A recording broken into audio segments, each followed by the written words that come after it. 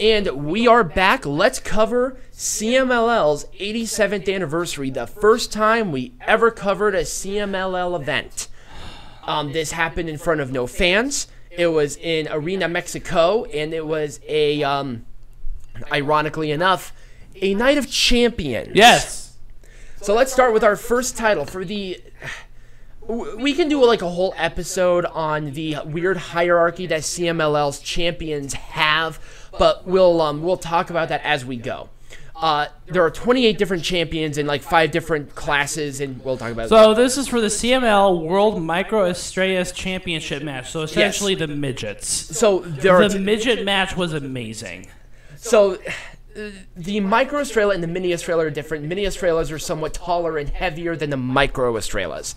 So it was... there are 2 classes of midgets. Yes, there are 2 classes of midgets in the world title aspect. Oh, yes. Jesus. So it's like with women's fighting, there's the strawweight and there's the bantamweight. Right. So anyways, Micro Man, he's like 3'3", and he is so hilarious when he's trying to walk around the ring and stuff.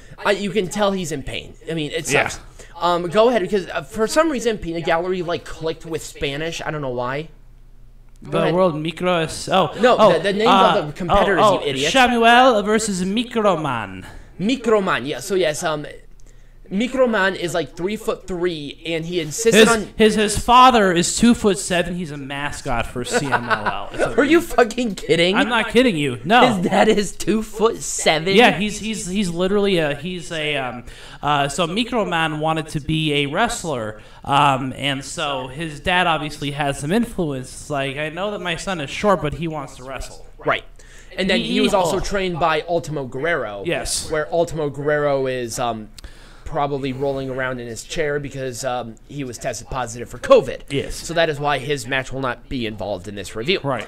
The match itself was hilarious, and Chamuel won. Chamuel, yes. Chamuel won. It was probably one of the funniest matches I've ever seen. I was not expecting it. It was funny. Well, I don't want to make fun. I mean, it was just. I'm sorry. We laughed. I was laughing so hard I was crying. But it was good. It was. I mean, I'm not laughing because it was bad. I'm laughing because it was entertainment. That's what it is. I mean, that's what midget wrestling is, right? Chamuel is actually fairly good. Yeah. I thought he did very well. He has great Micro Man is actually pretty good too. Yeah, he didn't do too bad based on his obvious handicap and pain and everything like that. The referee was also a mini as well, and that just made it so much better. I know it did. That was fun. Oh, Mexico. But yes, Chamuel is still the CMLL World Mini Estrellas champion. So when the world champion is there, they can defend it anywhere. Right. That's the difference. So the next match is for the CMLL World Welterweight Champion. And it was Titan versus Sorberno Jr. This match was really good. It was really good. Great lucha all the way around. I thought they told a great story as well. Titan, even though his face was like entirely covered, he sells perfectly too. And Titan kept the belt with a 2-1. Also, just for the people who are watching this, for Americans, a traditional Lucha Libre match is 2 out of 3 falls. Yes. So you're going to get a lot of this during this review. Yeah. And a lot of it's so challenging. It is. Because they use a whistle. And they also don't do anything when someone has made a pin. Yeah, they just continue to go. It's like they just continue the match. Okay, fine. That's fine. It was just really strange. Yeah. Obviously, this is our first one, so it'll come to us as we go. Right. So, yeah, Titan won. It was a really good match following up. I was like, wow, this is really fun. The next match was La Metallica versus Reyna Isis. It is Isis for the Mexican National Women's Champion. So the Mexican National belts. And Isis won with some... I don't remember this match. Probably. I don't remember it at all. I mean, we watched this yesterday. We don't really know kind of what... Right, she just like won with a thing, and it just happened. Yeah. It was super weird. But yes, Isis is the new Mexican National Women's Champion, so she can only defend this championship in Mexico. Yep. And then there are like different like separate things. Like there's the Guadalajara version champions. Yeah. It's like, okay, that's not even necessary. Right. So, yeah, Isis won. Great, hooray, moving on. There was a much better women's match later. Nueva Generación Dinamita versus Los Conqueras del Inferno for the Mexican National Trios Champions. This, I think, was one of my favorite matches I of the night. loved this match. This was a lot of great trios team moves. Trio stuff, it was paced really well. It was. A lot of these trios, sometimes it just becomes a spot fest. I never felt that in this. No. There were great, parts where you had a break to kind of recharge and refresh. They did this great, slingshot thing, and it was so cool. It was like, whoa, that was really neat. No, there was a lot of really cool stuff here. But Dinamite won, so it was a 2-0. It was a clean sweep.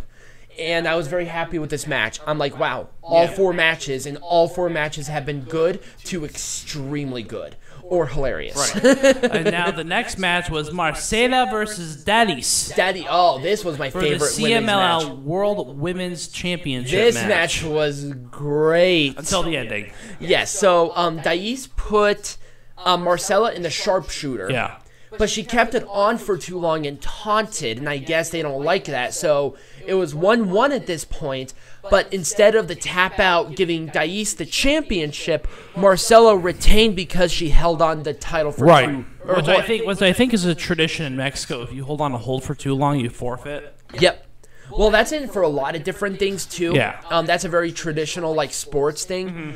But it was a garbage ending, but the match itself was great. Yep. Dais is awesome. She has quickly become my favorite person in CMLL just because of her charisma. Yeah. She has great charisma. She does. All right, Volador Jr. versus Templario for the NWA World Historic Welterweight Championship. So the NWA World Historic belt were a byproduct of when they were a part of the NWA. So this is a traditional belt that the owner wanted to keep around, and this is a transcendent championship that can be defended anywhere against anyone in any promotion. Go ahead. So it was a good match. Volador won. Yep. This match was phenomenal. Yeah, it was so good. It was. I can't really say much more. If you can find any match from this show, this is the match. This one and the minis match and maybe the last match, but this one is knock out of the park great. It was awesome. Let's talk about Lo Alfonso de Plata y Oro. So this is versus Astropasueños for the CML World Tag Team Champions. And can you say La Alfonso de Plata y Oro. So that is Caristico, who is the original Sin Cara. Yeah, so this is the Sin Caras. Yes, and Mystico, who replaced Sin Cara to play Sin Cara in WWE in the last part of it. So the match was the Sin Caras versus Astropasueños. Yes. It was a good match. I really enjoyed it. There was one of the Sueños who did this corkscrew dive, but his foot totally missed the ropes. And oh my god, that was the scariest fall ever, but they recovered very nicely. Yeah, they did. I liked the match. I thought it was good, but it wasn't like a main event style match. Right. I mean, if they switched the Volador Jr. match with this one and had the Volador Jr. be the I thought that one would have been a better option overall, but just for that kind of main event type feel, but it was interesting. Anyways, do you have anything else to say about that match? That was the end of the show. It was like a 3-hour show, really easy to digest. It was nice and easy to digest. Show rating and your match of the night. And then also, I want to add to that on your first impression of CMLL too. Okay. So, because this wasn't my first one, but this is my first one in a while. Right. I'm going to give the show overall based out of 5 stars. I'm going to give it a 3. Okay. I'm going to give the best match of the night to the Volador Templario match. Very closely to the trios. Yeah. And then overall, with the new CMLL, I like the direction. I think they pace it very nicely. Yep. And I'm very happy that we made the decision to add them to our lineup. I can't wait to see more midget matches. All right, I'm going to ask you the same 3. Overall show, best match and why. and then your overall experience with CMLL. I'm going to give you a lot of the same ones here. 3 stars, Volador Jr. versus Templario, followed very closely by the trios match. The one that was the greatest first introduction to CMLL ever, the midgets. I loved that match. That match was good. I mean, I will watch CMLL just to watch the midget match. I don't know how to not be offensive about it, but it's like that's just part of the tradition there, and I really like that. And the midgets are one of the most popular divisions, and I think part of it is that I think it's because this is what wrestling is supposed to be. Right. They're different characters. There was so much character and color. It wasn't just guys. Right. There was a reason for the costumes. There was a reason for how they acted, and I thought that they paced it nicely. Yeah. I'm ecstatic for the next show. Yeah. So, Mike, when we come back from our break... Oh my God, I have mixed feelings about this. WWE Clash of Champions 2020 to end the night.